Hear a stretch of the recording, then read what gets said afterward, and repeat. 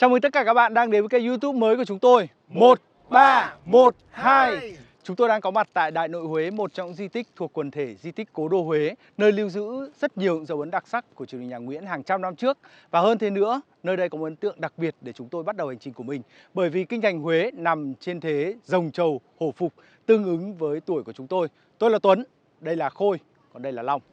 Để nói về chuyện tuổi ấy thì tôi xin phép bật mí luôn, đó là tôi trẻ nhất ở đây. Tôi trẻ hơn 2 tuổi so với hai anh này, tôi sinh năm 1988.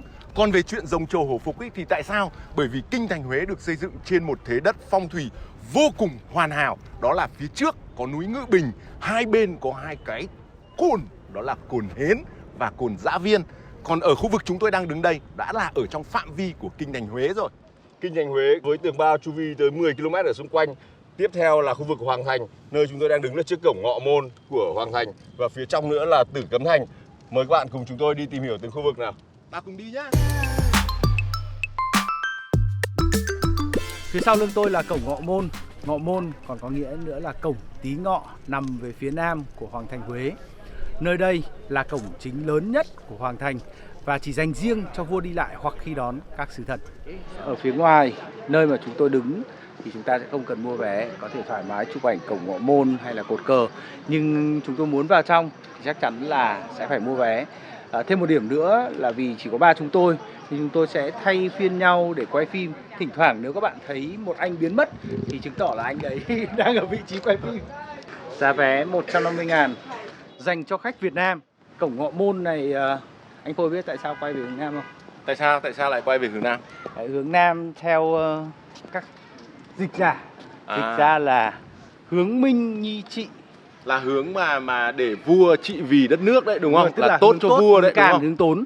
Tức là hướng này là vua sẽ lắng nghe thiên hạ, hướng về phía Nam và cai trị thiên hạ một cách công minh nhất. Tức là hướng Nam là hướng dành cho vua. Đấy, đại khái là đấy theo dịch thôi.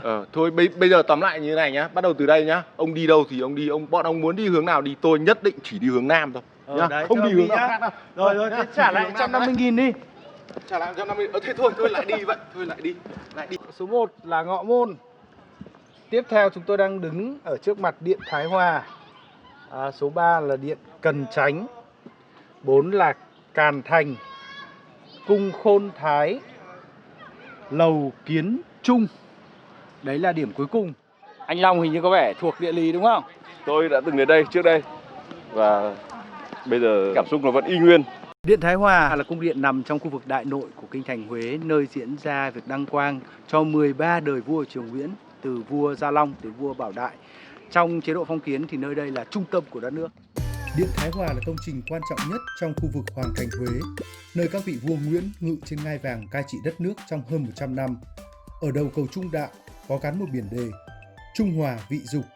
Ý nghĩa của câu này cũng xuất phát từ tư tưởng Trung là cái gốc lớn của thiên hạ, Hòa là đạt đạo của thiên hạ. Khi đạt được sự trung hòa tột cùng thì trời đất yên ổn, vạn vật sinh sôi nảy nở. Chúng tôi muốn quay phim ở trong kia, cái chỗ mà ngai vàng của vua ngồi, nhưng mà trong điện cấm quay phim chụp hình toàn bộ. Mà cũng không phải là vì lý do tâm linh hay là lý do bảo mật, mà chỉ đơn giản là vì lý do bảo tồn. Theo như bác bảo vệ ở đó bác giải thích thì là Đèn flash có thể làm hư hỏng các cái lớp sơn trang trí ở trên đấy.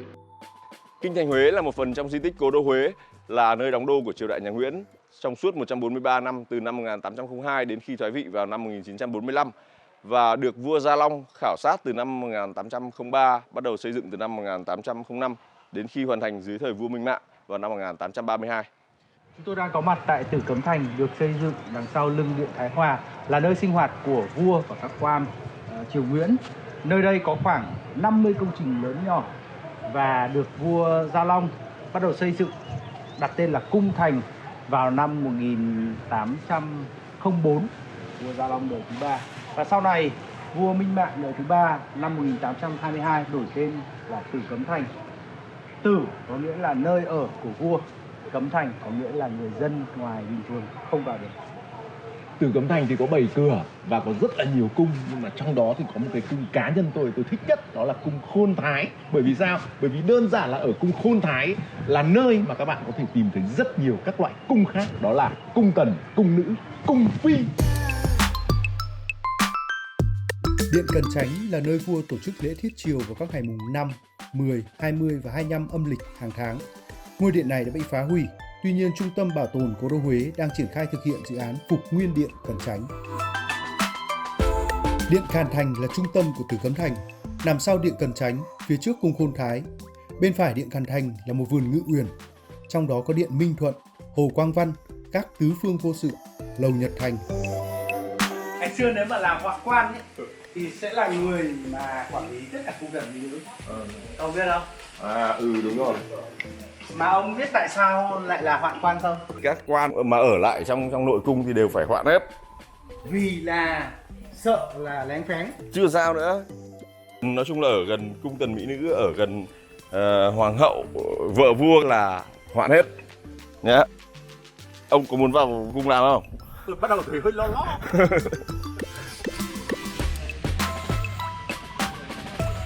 Đây có phải chỗ tắm không?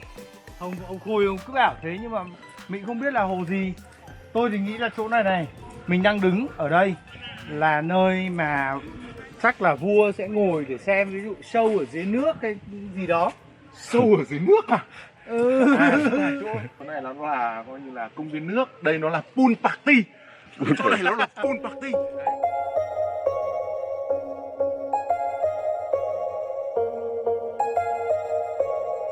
Đùa thế thôi chứ nãy giờ mình đùa, chứ còn nghiêm túc mà nói thì chỗ này là cái điện này là trước là vua là làm gì ở đây ông? Đây gọi là Thái Bình Lâu, là nơi vãn cảnh và đọc sách của nhà vua. Nếu như có thời gian mà chúng ta đi hết thì những khu phụ, những cung này, những lâu, rồi là đấy như ở dưới kia pool party của ông Khôi thì mới thấy hết được vẻ đẹp của Đại Nội. Nhân cái tiện mà là anh em đang ngồi ở cái chỗ mà vua ngày xưa thường là đọc sách, ngắm cảnh, làm thơ, thì coi như là triển theo cái yêu cầu của khán thính giả xem đài, tôi làm thơ luôn. Hoan hô phong cảnh Thái Bình, nơi đây cảm xúc lại vừa tình vừa thơ, đang tỉnh mà ngỡ như mơ. Bên cạnh là Tuấn mà ngơ cõi lòng. Ngơ cõi lòng. Xin hết tổ thơ xin hết. Thế Tổ Miếu ban đầu chỉ để dành thờ Thế Tổ Cao Hoàng đế, nhưng về sau trở thành nơi thờ tất cả các vị vua triều Nguyễn. Trong 5 ngôi miếu thờ đặt bên trong hoàng thành: Triệu Tổ Miếu, Thái Tổ Miếu, Hưng Tổ Miếu, Thế Tổ Miếu và Miếu Phụng Tiên. Thế Tổ Miếu là khu miếu thờ bề thế và được quy hoạch đẹp nhất. Đây cũng là khu vực thờ tự còn nguyên vẹn nhất của triều Nguyễn. Đây là Thế Tổ Miếu, miếu duy nhất ở trong khu vực kinh thành Huế mà nữ giới tuyệt đối không được vào, kể cả là Hoàng Thái Hậu. Cửu đỉnh là 9 đỉnh đồng, được sản xuất từ những năm 1835 đến 1837 dưới thời vua Minh Mạng. Trên mỗi đỉnh có 2 chữ Hán, tên của đỉnh, và 17 hình khắc nổi. Tên của các đỉnh đồng này tương thích với các miếu hiệu của các vị vua được thờ trong Thế Tổ Miếu. Rời Hoàng thành Huế, chúng tôi chọn một điểm đến cũng rất nổi tiếng nằm bên bờ sông Hương. Đó là chùa Thiên Mụ. Truyền thuyết kể rằng khi Nguyễn Hoàng vào làm trấn thủ xứ Thuận Hóa, trong một lần rong ruổi vó ngựa dọc bờ sông Hương ngược lên phía đầu nguồn, ông bắt gặp một ngọn đồi nhỏ nhô lên bên dòng nước trong xanh. Thế đất như hình một con rồng đang quay đầu nhìn lại. Ông cho dựng một ngôi chùa trên đồi, ngoảnh mặt ra sông Hương, đặt tên là Thiên Mụ Tự. Chùa Thiên Mụ hay còn gọi là chùa Linh Mụ là một ngôi chùa cổ nằm trên đồi Hà Khê, tả ngạn sông Hương. Ngôi chùa này cách trung tâm thành phố Huế khoảng 5 km về phía tây. Chùa Thiên Mụ được khởi lập vào năm Tân Sửu 1601 bởi vị chúa Tiên Nguyễn Hoàng, là vị chúa Nguyễn đầu tiên ở đàng trong. Ở đây thì chúng ta đang nhìn thấy có rất nhiều những khách du lịch. Tôi nghe nói thì có vẻ như là tiếng Thái, Tiếng Trung Quốc này, tiếng Thái này, rất là nhiều. Và hình như là họ rất tin vào ngôi chùa này. Lúc nãy là có một đoàn khách người Campuchia nữa đúng không? Và theo lịch sử truyền thuyết thì ở trên cái đồi Hà Khê này trước đây là cũng có một ngôi chùa của người Chăm. Thế à? Ở ngôi chùa này lưu giữ một di vật rất đặc biệt. Đó là chiếc ô tô Austin của ông Trần Quang Thuận, là một Phật tử của chùa. Chiếc xe này đã chở Hòa thượng Thích Quảng Đức ra nơi tự thiêu tại một ngã tư đông đúc của Sài Gòn vào ngày 11 tháng 6 năm 1963. Rất tiếc là khi chúng tôi tới thì gian trưng bày đang tạm đóng. Giờ tôi nghĩ là tất cả anh em chúng ta cùng đi xuống thuyền. Mình lên thuyền đi nhờ. Mình làm một Đi dạo sông Hương. Sau khi thăm chùa Thiên Mụ, chúng tôi đã có một cảm giác là bình an rồi. Bây giờ thì bình an hơn nữa. Lần đầu tiên chúng tôi chọn để lên thuyền từ chùa Thiên Mụ về đến trung tâm gần cầu Tràng Tiền. Chuyến đi này sẽ mất khoảng hơn 1 tiếng, 5 km trên sông Hương. Hơi tiếc là buổi chiều hôm nay lại không có nắng nhỉ? Bình thường Rất là ra nhiều giờ mây. này, tức là 6 giờ kém 15 là chúng ta có thể đón hoàng hôn cực kỳ đẹp ở trên sông Hương. Nhưng rất tiếc là trời hôm nay hơi có mây mù một chút, nhưng được cái mát. Rất là mát, không khí này rất là mát và chính cái mây mù này nó lại tạo cho mình một cái cảm giác u tịch và rất là thanh bình, rất là Huế, rất là bình an, rất là an nhiên. Không khí này quá tuyệt vời.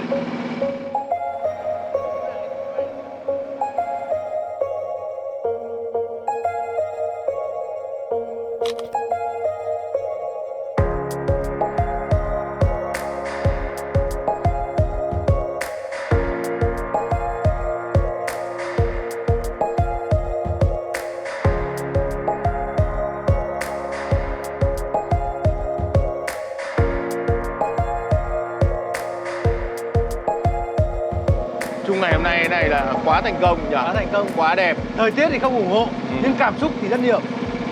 Thế thì lại phải làm thơ thôi. Lại phải làm thơ. Lại phải làm thơ. Thỉnh thoảng nhớ đâu tôi tham gia đừng trách nhé. Được. Nói chung là hôm nay quyết định là từ tổ thơ ven hồ chuyển sang tổ thơ giữa sông. Quyết định một bài hoan hô cảnh đẹp sông Hương. Một ngày mà đã nhớ thương trong lòng,